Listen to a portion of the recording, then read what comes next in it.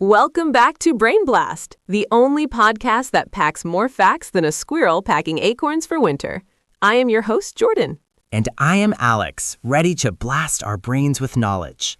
So Jordan, today's topic is the Silk Road. I brought my fanciest, shiniest silk pajamas. Are we sliding down a giant slippery highway?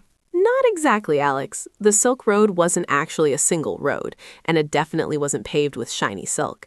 It was a massive network of dusty trade routes connecting China and the Far East with the Middle East and Europe. Wait, a network? Like the internet? Exactly. But instead of sending memes and cat videos, people sent silk, spices, and ideas. It officially started around 13 BCE during the Han Dynasty in China. Fun fact, a German geographer named Ferdinand von Richthofen actually came up with the name Silk Road way later in 1877.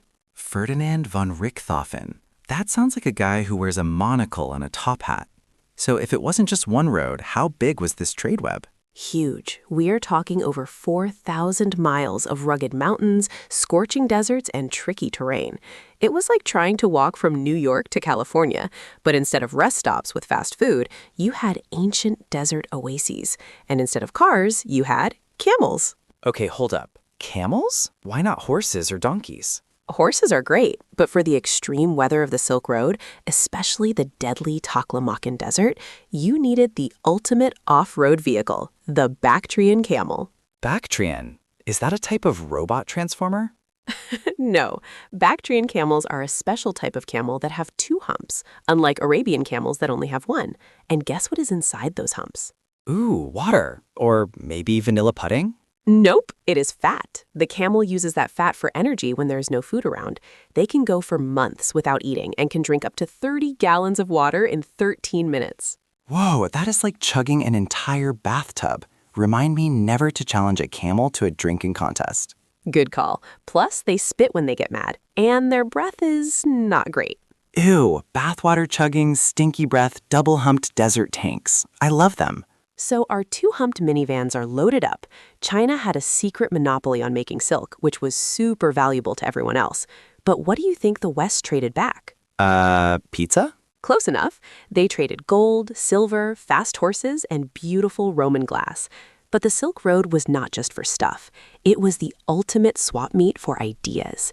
Mathematics, astronomy, papermaking, and even gunpowder spread across the world.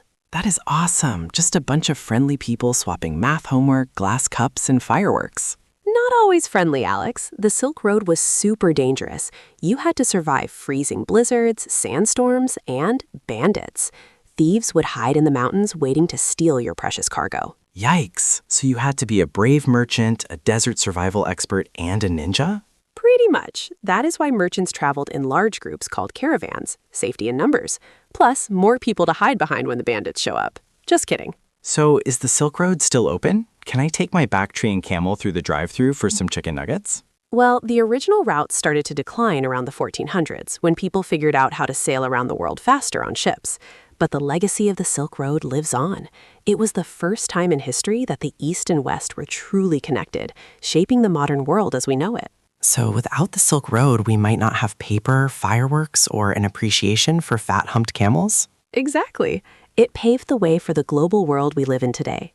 Thanks for tuning in, Brainiacs. Keep questioning, keep exploring, and keep listening to BrainBlast.